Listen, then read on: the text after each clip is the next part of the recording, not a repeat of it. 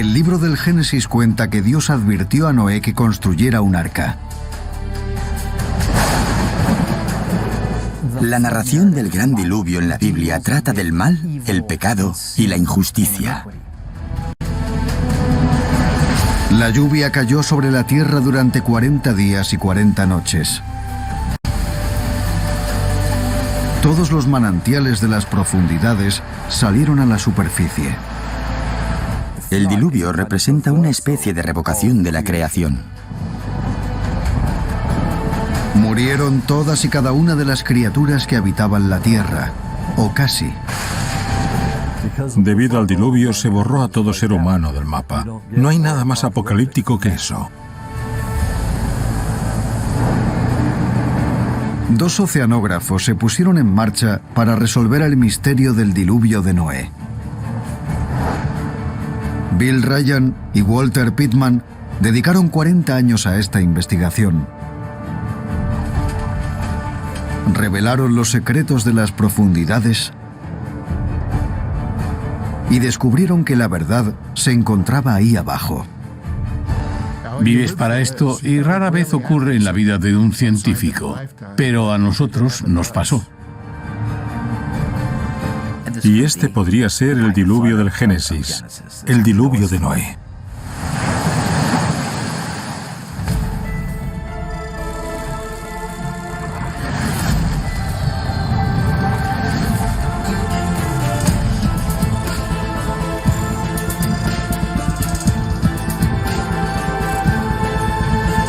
Misterios de la Biblia. El diluvio universal. Verano de 1970. El buque de investigación de 122 metros, Glomar Challenger, estaba fondeado en el mar Mediterráneo. Su misión: estudiar el lecho marino a 1 kilómetro o más bajo la superficie. Entre los científicos que se encontraban a bordo estaba el oceanógrafo de 30 años, Bill Ryan. El trabajo de un oceanógrafo que recorre el mar está plagado de aventuras y emociones, y cuesta creer que te paguen por ello. El centro del Mediterráneo es un lugar desafiante para recoger pruebas. Los trabajadores debían bajar el tubo de perforación a través de cientos de metros de agua y después perforar a gran profundidad dentro del lecho oceánico. Las muestras en forma de tubo que extraían era lo que los científicos habían venido a estudiar.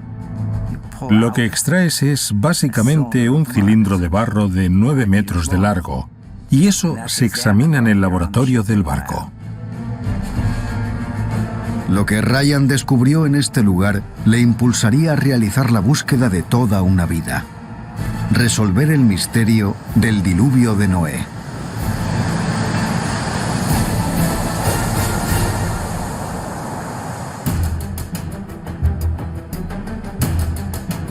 Cuando Ryan examinó las muestras, descubrió algo extraordinario. En el corazón de un bloque de sedimentos halló una gruesa capa de sal. Esto solo podía significar una cosa. Hace millones de años, el mar Mediterráneo había perdido casi toda su agua. Estábamos ante un mar que se había secado o casi se había secado por completo.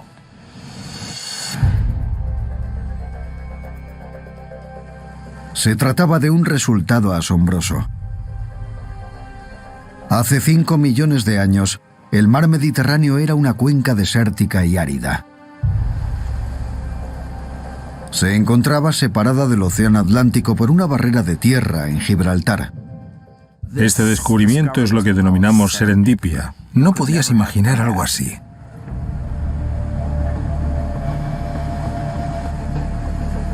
Ahora Ryan se enfrentaba a otra pregunta.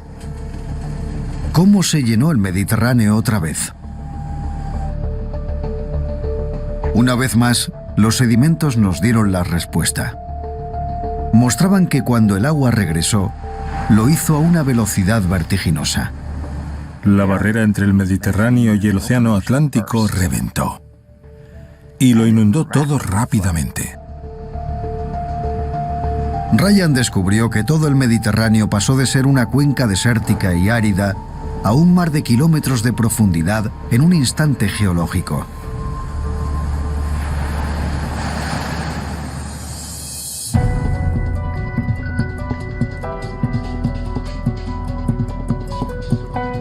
A las afueras de Nueva York, en el observatorio terrestre Lamont Doherty, habló del hallazgo con sus colegas John Dewey y Walter Pittman.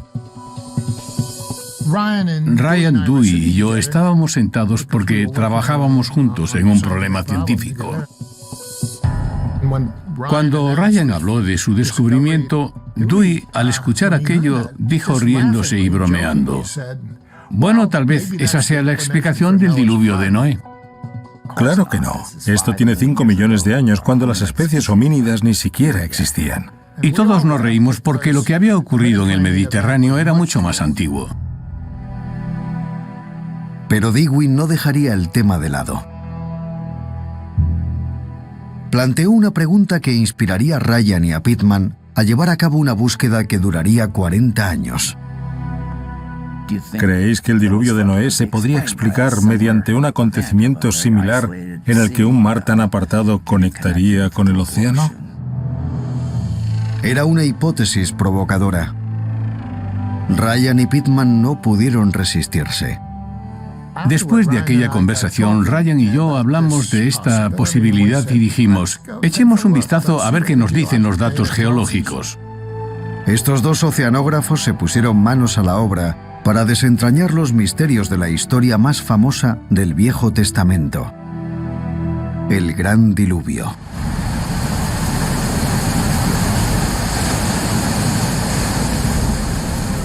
La historia empieza con Noé, a quien Dios le habló y le dijo que debido a la inmoralidad de la humanidad, a los malos actos que han perpetrado, tiene la intención de destruir el mundo y empezar de cero con él.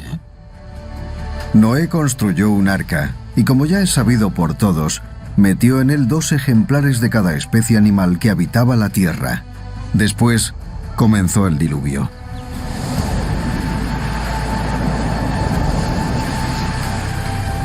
La destrucción llegó con el diluvio en forma de agua, pero no solo procedía del cielo, también venía de las profundidades. El abismo, las grandes cuevas del mar se abrieron y las aguas subieron desde la profundidad y cayeron de las alturas.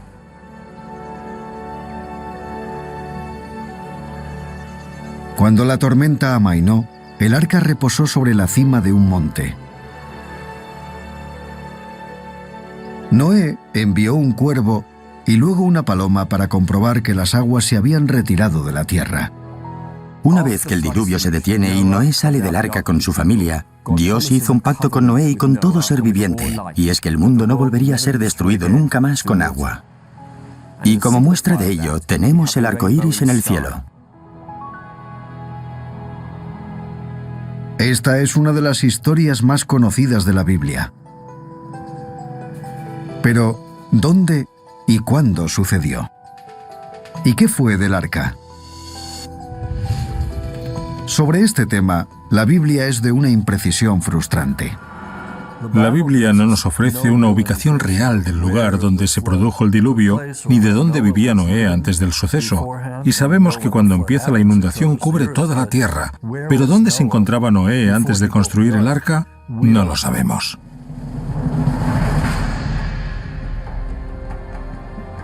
El Génesis contaba que el arca terminó en las montañas de Ararat.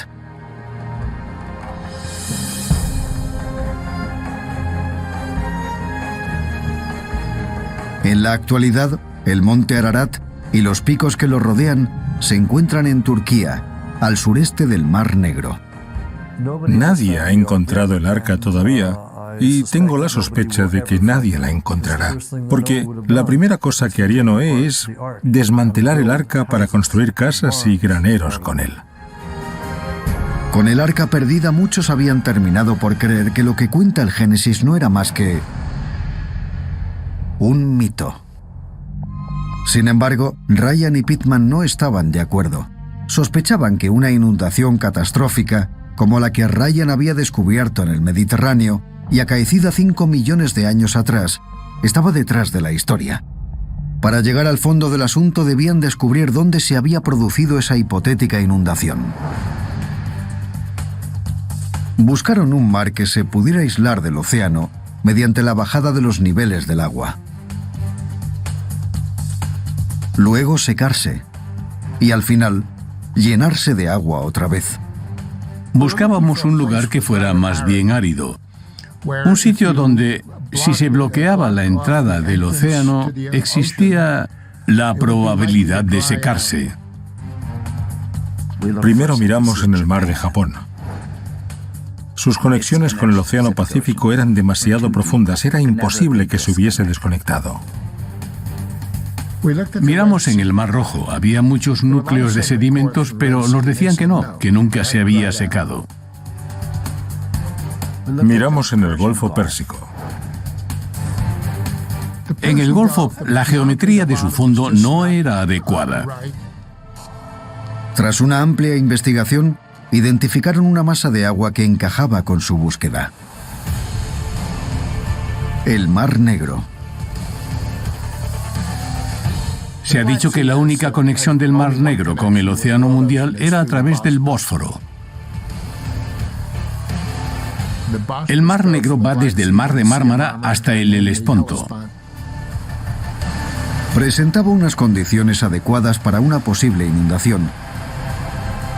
Si el Mar Negro llegó a secarse alguna vez y los niveles del océano aumentaron lo suficiente para superar la barrera de tierra en el Bósforo, luego se habría vuelto a llenar, provocando consecuencias catastróficas.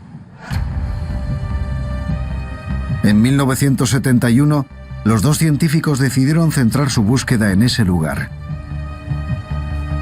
Para demostrar la inundación, debían conseguir pruebas materiales. Sin embargo, se enfrentaban a un obstáculo.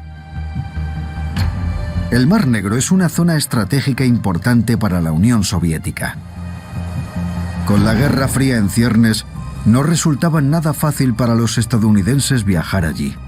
No sería hasta 20 años después, tras caer el telón de acero, cuando Ryan y Pittman tuvieron la oportunidad de seguir con sus investigaciones.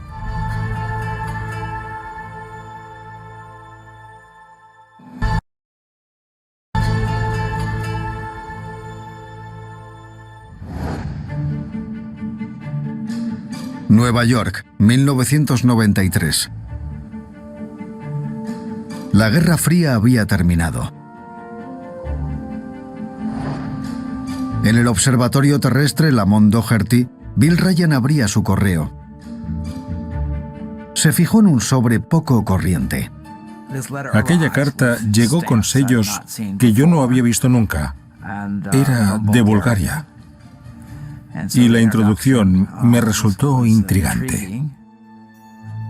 El remitente de la carta era un oceanógrafo búlgaro, el doctor Petko Dimitrov. Había oído hablar del interés de Ryan en el diluvio de Noé. Tenía la sospecha de que una inundación catastrófica podía haber llegado hasta el Mar Negro. Se trataba de un toque de atención para Ryan.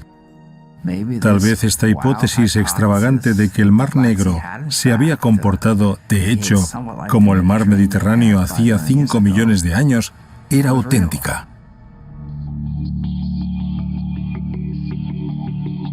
Ryan se sentía ansioso por investigar este hecho por sí mismo. Pero para hacerlo, necesitaba un barco de investigación y una tripulación. Solo unas semanas después, el destino una vez más intervino. Recibió una carta de un equipo de oceanógrafos rusos. Le invitaban a participar en un viaje de investigación en el Mar Negro. Era la oportunidad que estaba buscando. Tras recibir esta invitación, yo tardé nanosegundos en decir, por supuesto. Ryan y Pittman volaron a Moscú.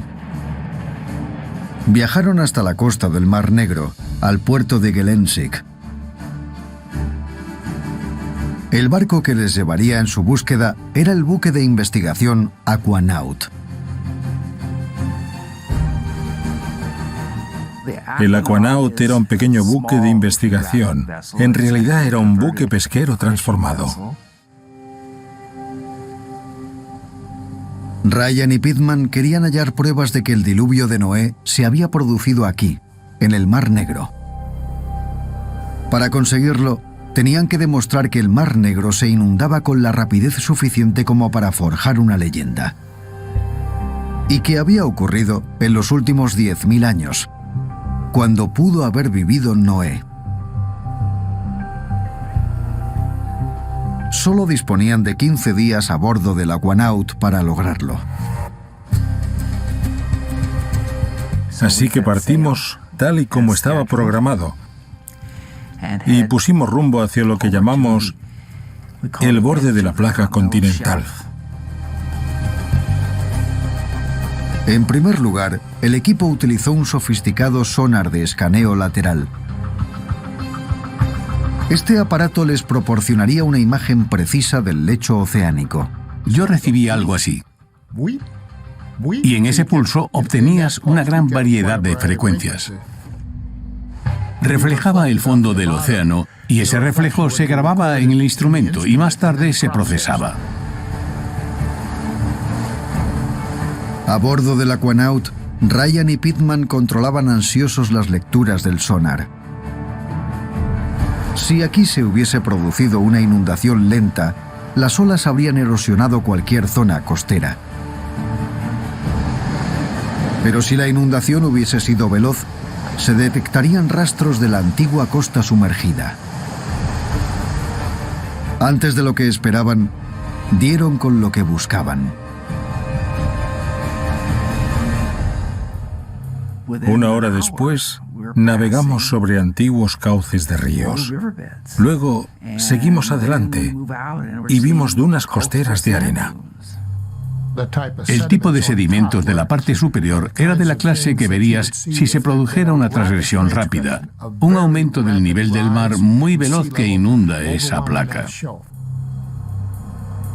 Ryan y Pittman estaban observando los restos de una antigua orilla, ahora sumergida a cientos de metros en el agua. Mostraba que el nivel del agua del Mar Negro fue una vez mucho más bajo que en la actualidad. De manera significativa, demostraba que cuando el Mar Negro volvió a inundarse, no sucedió durante millones de años, sino en un instante geológico.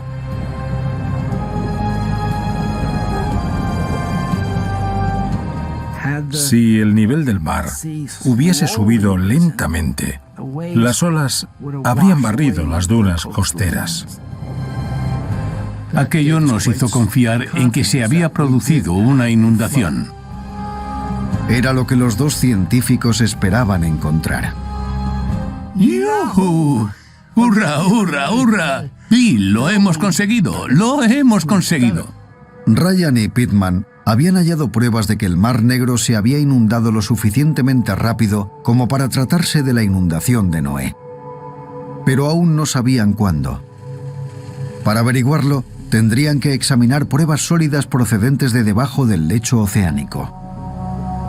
Para extraerlas, el Aquanaut utilizó un equipo de perforación.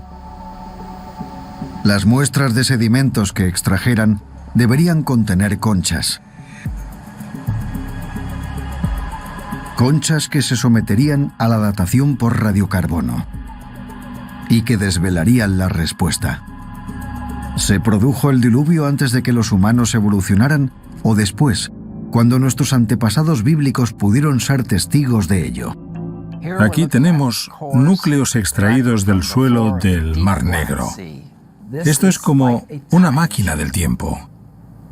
Para los ojos adiestrados, estos núcleos representan una biblioteca de antiguas civilizaciones, pero nuestras civilizaciones son las criaturas que habitaron los océanos y los mares. Este es el periodo del diluvio, justo aquí. Y en este punto donde el color cambia, el lago de agua dulce se convierte en un mar de agua salada. Ryan extrajo conchas de la capa donde el lago de agua dulce se había convertido en el Mar Negro. Llevarían estas valiosas muestras de vuelta a Estados Unidos para realizar la datación por radiocarbono. Si las conchas tuvieran menos de 10.000 años de edad, situaría la inundación del Mar Negro en el mismo espacio temporal que el diluvio de Noé. Antes de regresar a Nueva York, los científicos viajaron a Moscú. Pero allí se toparon con un problema. Descubrieron que su expedición había despertado el interés del servicio secreto ruso. Poco después de llegar a su hotel, la puerta de la habitación de Pitman se abrió. Y un hombre entró. Hablaba un inglés perfecto y dijo, disculpe, ¿no está en la habitación equivocada? Le miramos y le dijimos, no, esta es la nuestra. Y nos dijo, lo siento, se habrán equivocado en recepción. Se marchó y recuerdo que le dije a Bill, es de la KGB.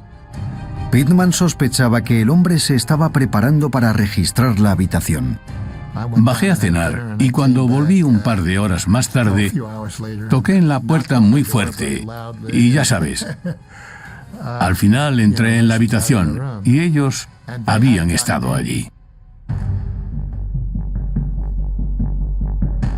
Pitman descubrió que habían movido objetos durante su ausencia. ¿Pero por qué? Durante las últimas décadas, la Unión Soviética había sido un estado oficialmente ateo. Si Ryan y Pitman eran capaces de demostrar que el diluvio universal era auténtico, supondría un mazazo a décadas de descreimiento. Ryan empezó a preocuparse por la posibilidad de que le confiscaran la valiosa prueba que había recogido en el Mar Negro. Dejó las muestras más importantes con sus colegas rusos. Con suerte, podrían enviarlas a Nueva York más adelante, cuando hubiera pasado un tiempo. Decidí no llevarme al aeropuerto nada de lo que no tuviera duplicado. Con los nervios a flor de piel, volaron de regreso a la seguridad de Nueva York.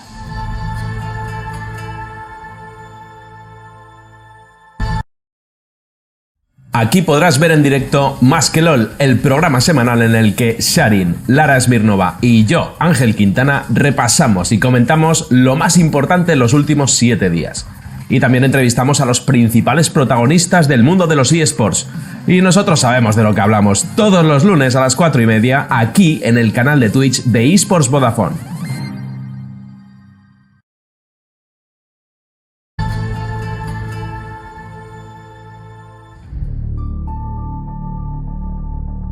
Ryan tenía la sospecha de que a los rusos les preocupaban sus investigaciones en el Mar Negro. Tenía miedo de que confiscaran sus muestras de sedimentos más importantes. Si eso sucedía, la expedición en el Aquanaut habría sido en vano.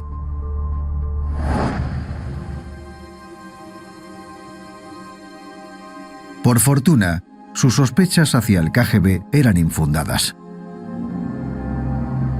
Las muestras que dejó atrás se enviaron desde Moscú y llegaron a Nueva York.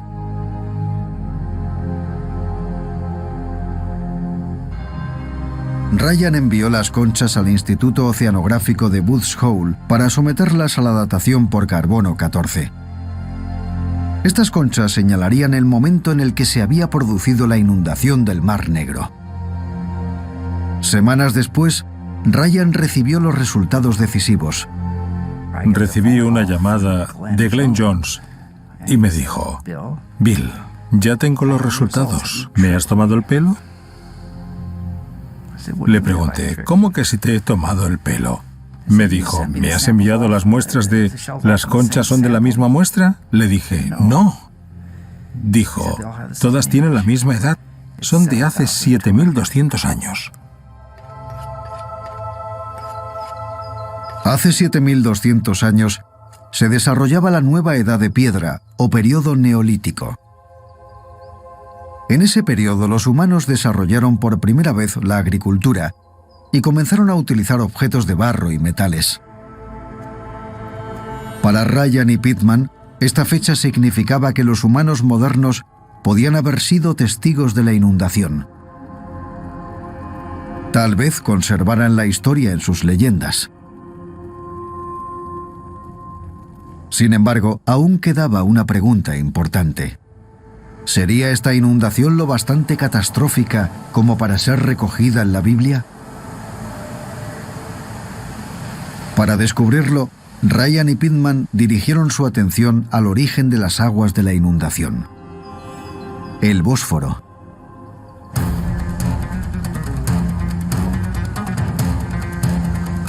El Bósforo discurre a través de la antigua ciudad de Estambul. Es la única conexión entre el Mar Negro y el Mediterráneo. La pregunta es, ¿el agua del mar pasó por aquí a la velocidad suficiente para crear una inundación de proporciones bíblicas?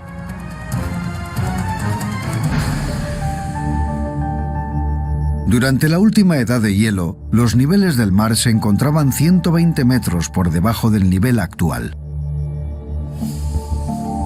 El lago del Mar Negro estaba totalmente separado del reducido mar Mediterráneo. Al mismo tiempo que la temperatura de la Tierra subía y el hielo se derretía, el nivel del mar aumentaba. El Bósforo se llenaba de agua salada procedente del Mediterráneo. Al final, el peso del agua abrió un canal a través de las barreras de tierra del estrecho del Bósforo. El agua del océano se desbordó a través del canal y entró en el lago. Si medimos la profundidad, el lecho de ese canal y medimos el ancho, podemos decir con toda seguridad que ese canal es una tubería.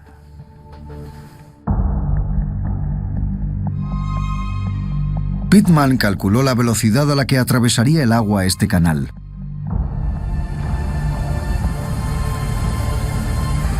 Estimó que tendría un ritmo de entre 9 y 18 millones de hectómetros cúbicos al año. Era una cifra asombrosa. Los ríos solo llevan entre 100.000 y 200.000 hectómetros cúbicos al año. El río Hudson lleva unos 100.000 hectómetros cúbicos al año. El Nilo, 100.000 hectómetros cúbicos al año.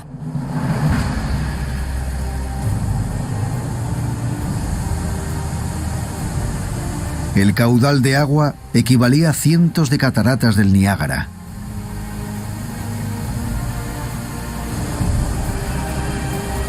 El impacto de una crecida tan colosal sería catastrófico.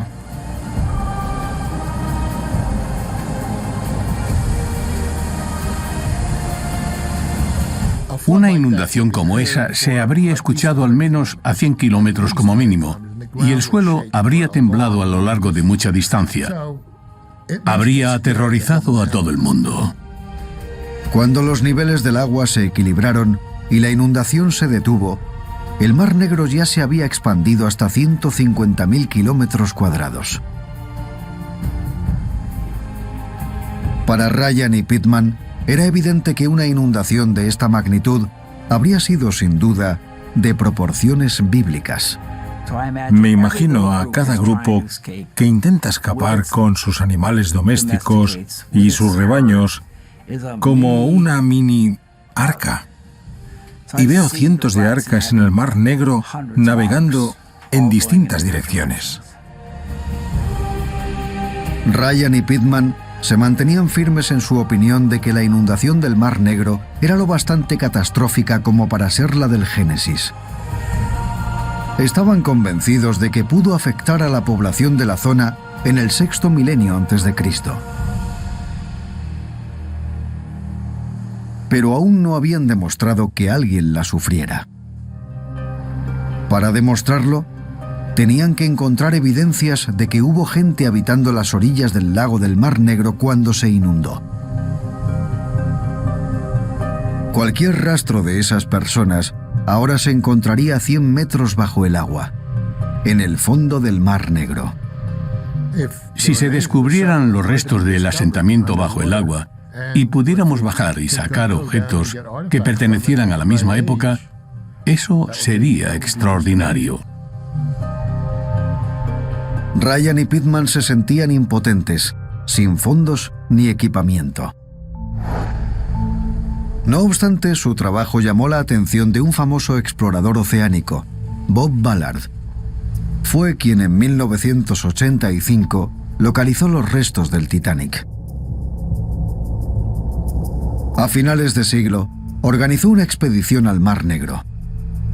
El Dr. Dwight Coleman formaba parte del equipo.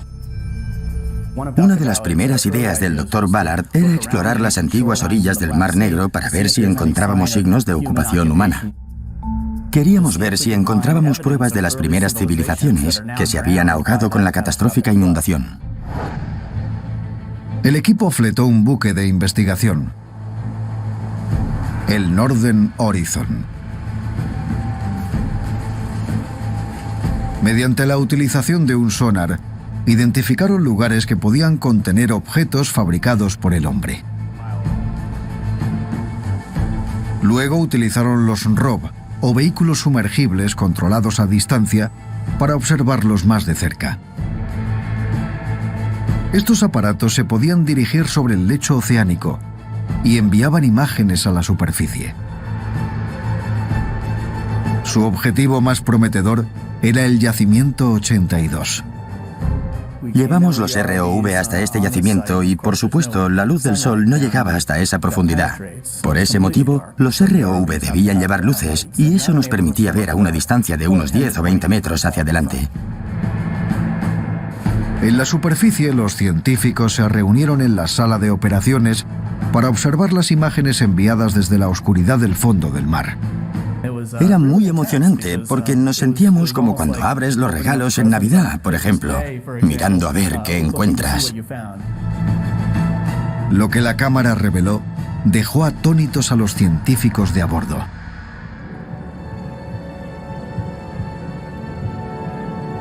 Bloques de piedra que parecían haber sido trabajados por manos humanas.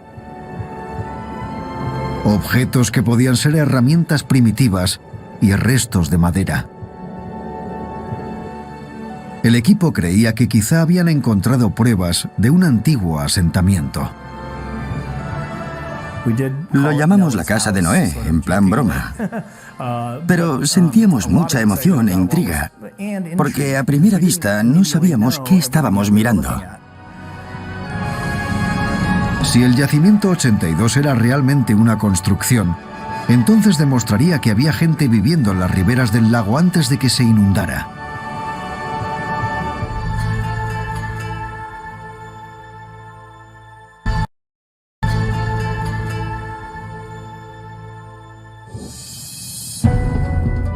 Para saber si existían pruebas de presencia humana, el equipo adaptó el ROV Little Erg para recoger muestras del lecho marino.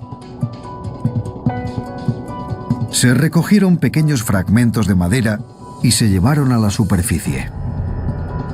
Después, se enviaron para realizar la datación por carbono 14. Sin embargo, las noticias no fueron buenas.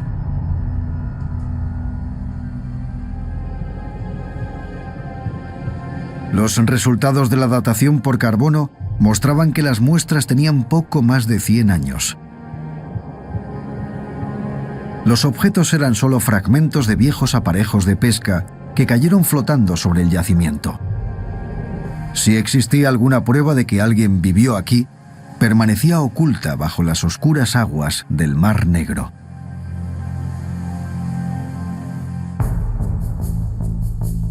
Pese a este revés, Ryan y Pittman no se rindieron en su búsqueda.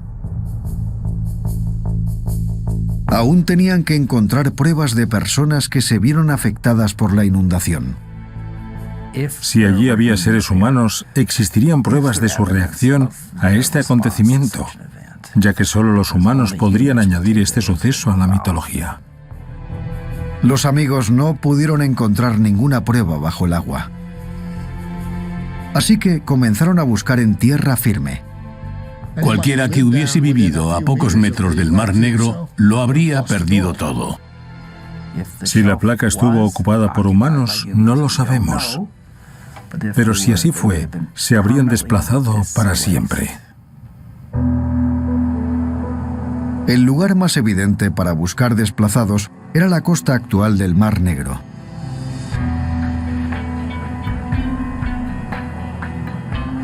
Así que Ryan y Pittman pasaron a hacer estudios arqueológicos. Buscaron restos de asentamientos humanos que surgieran alrededor del año 5000 a.C.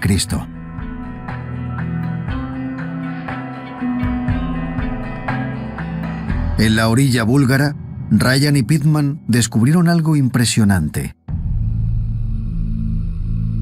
la necrópolis de Varna. Habían desenterrado un cementerio antiguo enorme.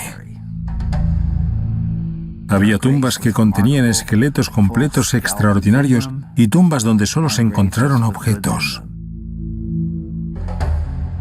La necrópolis de Varna está datada alrededor del año 4500 a.C. Eso era poco después de la fecha en que se produjo la inundación del Mar Negro. Proporcionó un magnífico tesoro encontrado: casi 6 kilos del oro trabajado más antiguo del planeta.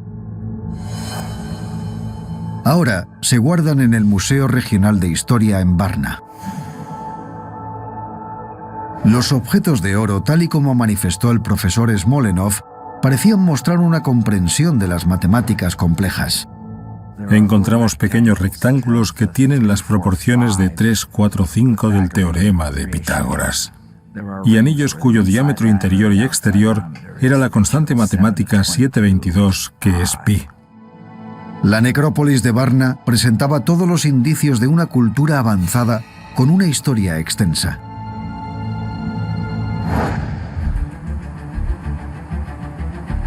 Sin embargo, a Ryan y a Pittman les resultaba imposible hallar prueba alguna de esa historia en o cerca de Varna.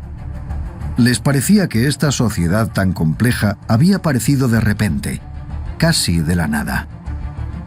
Lo desconcertante era el trabajo tan sofisticado del oro. No había precedentes de otras etapas más primitivas, así que, ¿de dónde venían? Ryan y Pittman llegaron a la conclusión de que el oro de Varna era la prueba de lo que llevaban buscando mucho tiempo: una civilización desplazada por la inundación del Mar Negro. Ahora, solo quedaba una última cuestión por resolver. ¿Era esta inundación la misma crecida que se describía en la Biblia?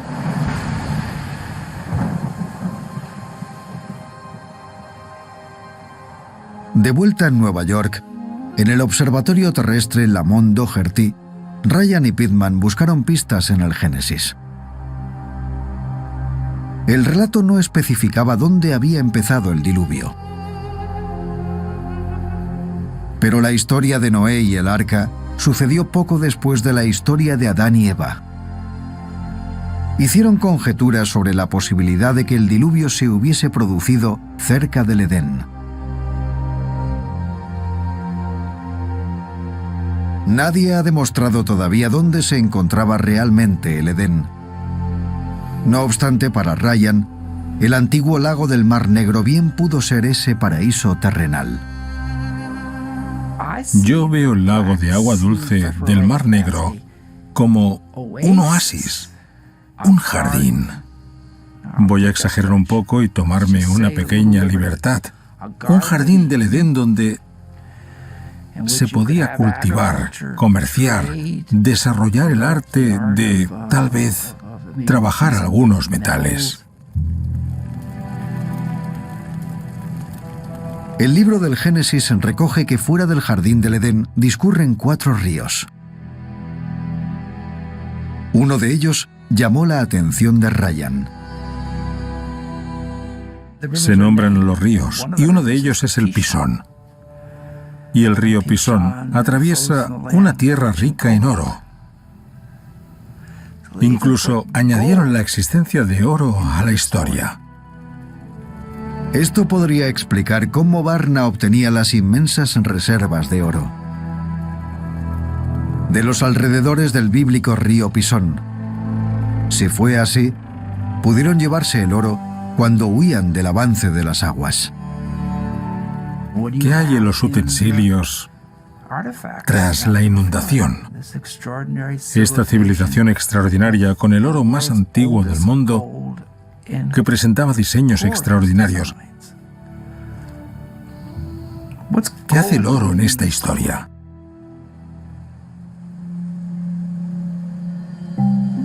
El oro de Varna podría ser la evidencia de la existencia de un grupo de personas desplazadas por la inundación del Mar Negro.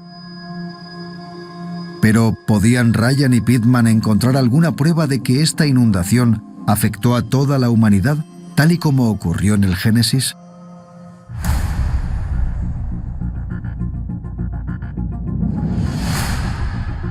Desde la creación de las especies, los seres humanos sobrevivimos mediante la recolección y la caza.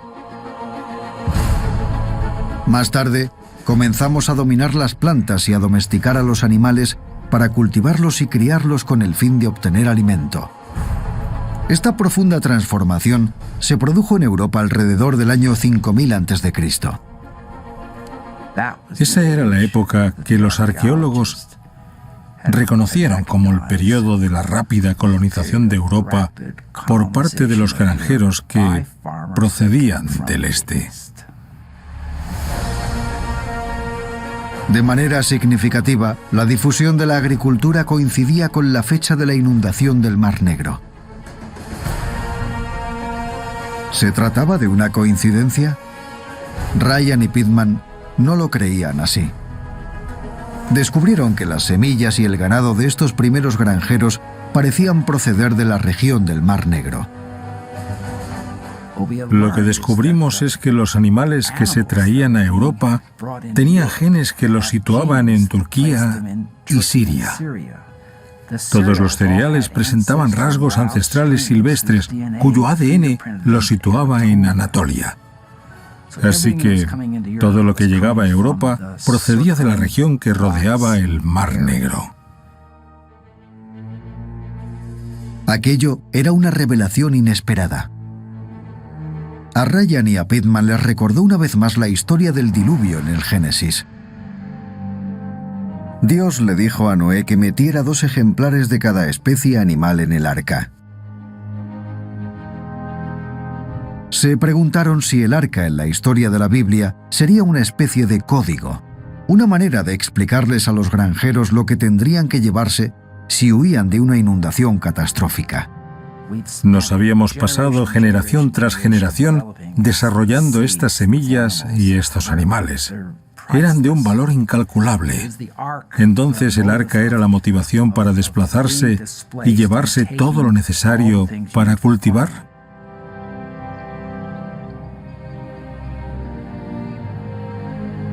Es una teoría convincente. Sin embargo, después de 40 años, la búsqueda de Ryan y Pitman aún no se ha acabado. Hasta ahora, la teoría de la inundación del Mar Negro planteada por Ryan y Pitman es solo eso, una teoría. La prueba, si es que existe, yace en las profundidades del Mar Negro. Ahora, una nueva generación de exploradores se prepara para continuar con la investigación. No me cabe ninguna duda de que la prueba bajo el agua que aún no hemos encontrado podría cambiar la historia arqueológica en todo el mundo.